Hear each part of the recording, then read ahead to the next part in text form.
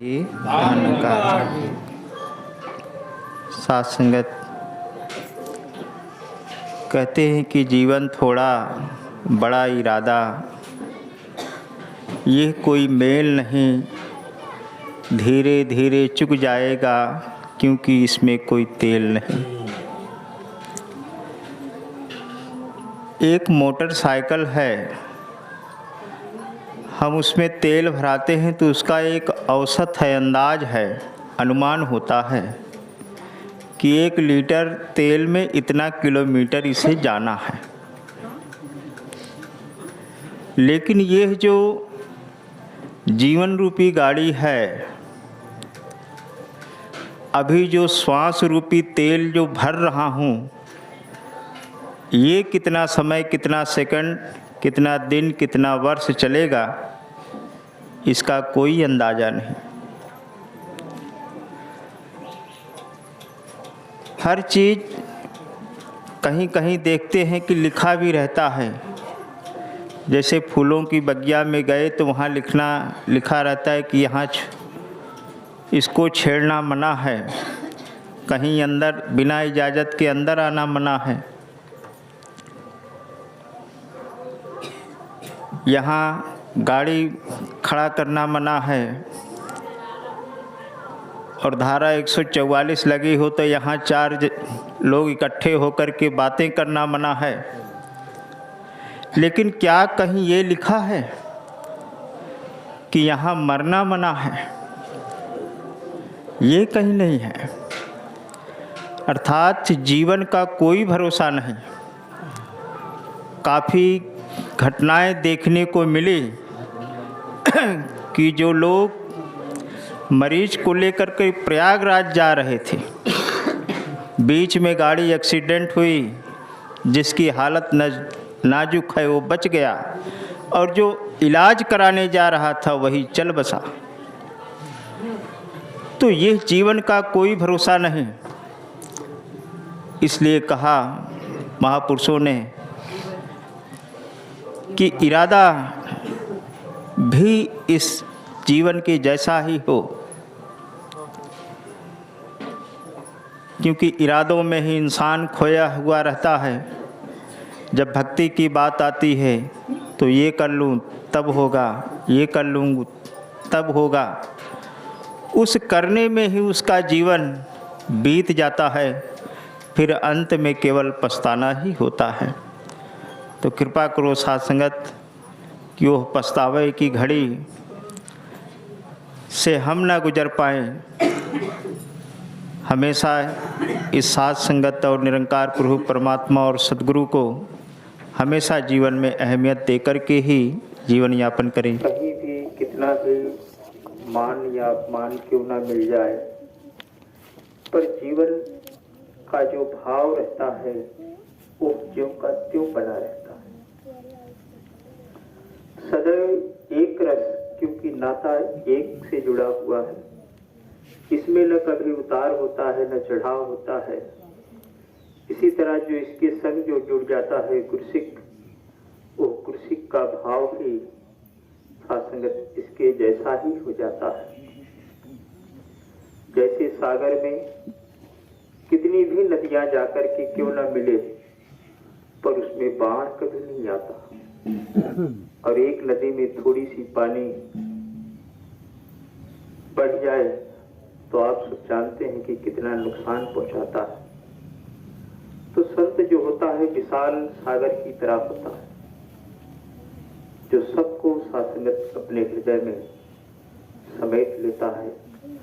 चाहे वो कहीं बड़ाई करे या फिर बुराई करने वाला हो, दोनों में ही सासंगत सम रहता है। क्योंकि हर इंसान कहीं न कहीं किसी न किसी से उम्मीद लेकर के बैठा, और जब वही उम्मीद, जब वही आशा पूरी नहीं होती तो नफरत होता है, और पूरी हो जाए तो प्यार होता है।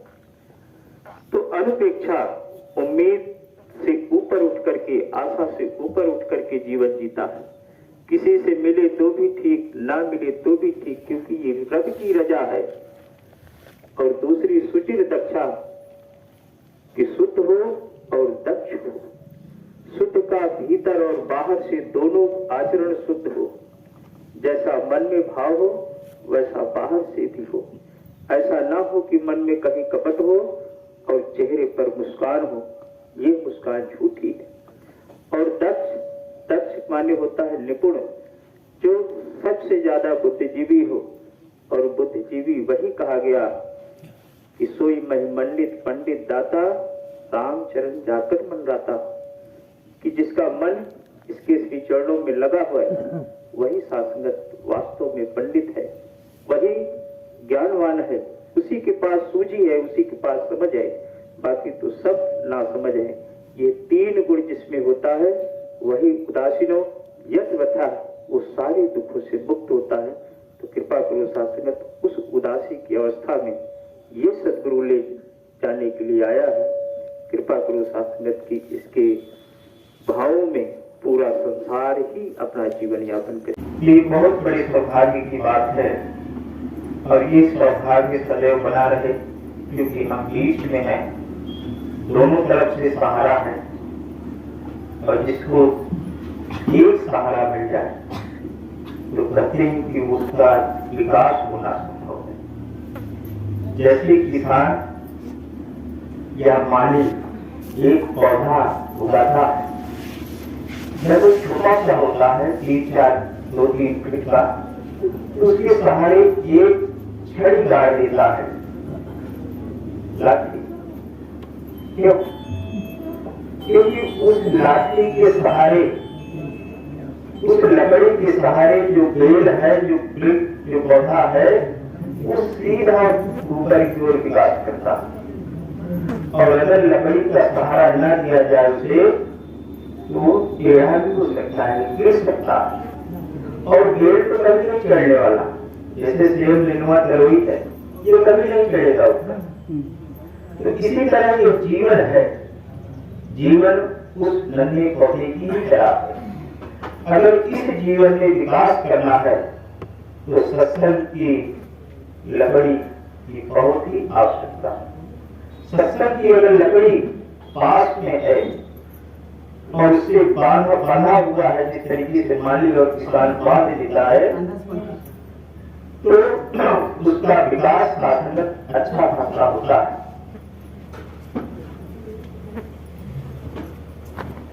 क्या वजह थी? दौलत में रावण किसी से कम नहीं था, बल में किसी से पीछे नहीं था, और बुद्धिमान में भी कोई उससे आगे नहीं था।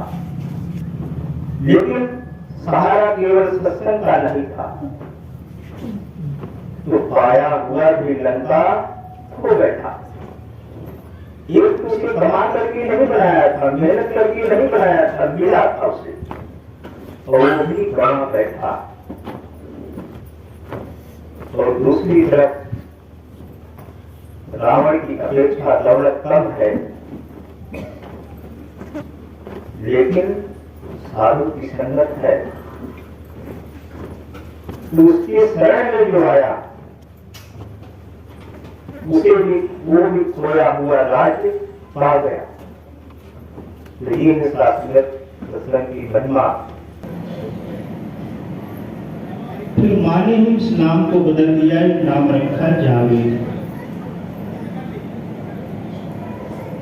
फिर कुछ जब बड़ा हुआ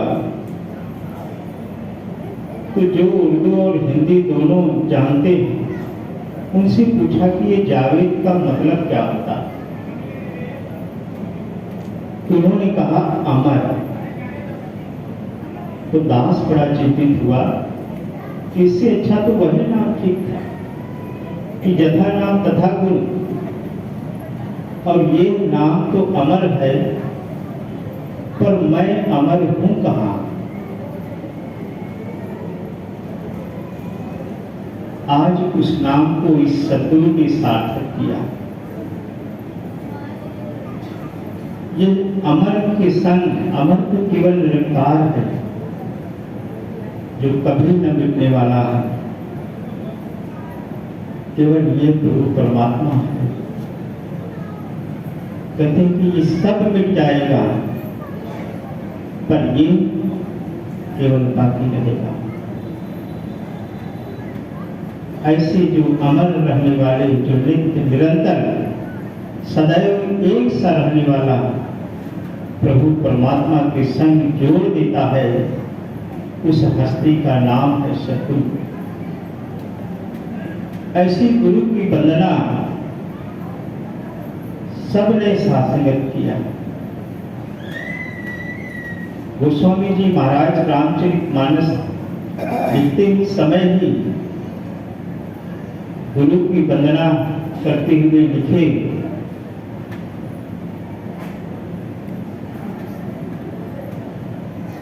कि मैं शंकर रूपी गुरु की वंदना करता हूं। क्यों? क्योंकि यमाश्रितो ही वक्रोपी चंद्रः सर्वत्र वंद्यते। जिनके आश्रय से टेढ़ा चंद्रमा भी पूजनीय हो जाता। कुल तो 9 जनों की वंदना की। पहली मां सरस्वती, दूसरे में श्री गणेश जी, और तीसरे में मां भवानी, और चौथे में भगवान शंकर, और छठवें में श्री वाल्मीकि जी महाराज, 7वें में श्री हनुमान जी महाराज, 8वें में मां सीता, और 9वें में प्रभु राम। 5वें नंबर में गुरु की वंदना करते हुए कहें कि वंदे बोधमयं नित्यं गुरु शंकर रूपिणं यमाश्रितो हि वक्रोपि चंद्रः सर्वत्र वंद्यते।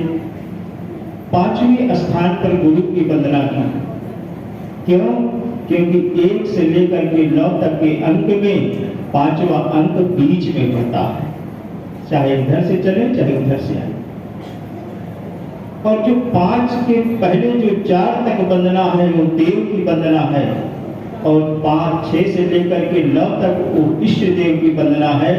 और जब गुरु की वंदना होती है तो शाश्वत देव और इष्ट देव दोनों की वंदना हो जाती है। जो बीच में होता है वो चारों तरफ संभाल करके रखता है। तो शाश्वत सद्गुरु की पूजा, सबकी पूजा अपने आप शाश्वत हो जाती है। इसीलिए निरंतर हर युग में हर महापुरुष जो कोई भी हुआ वो निरंतर संतों महापुरुषों की ओर ही अपने जीवन को बिताने का प्रयास किया। और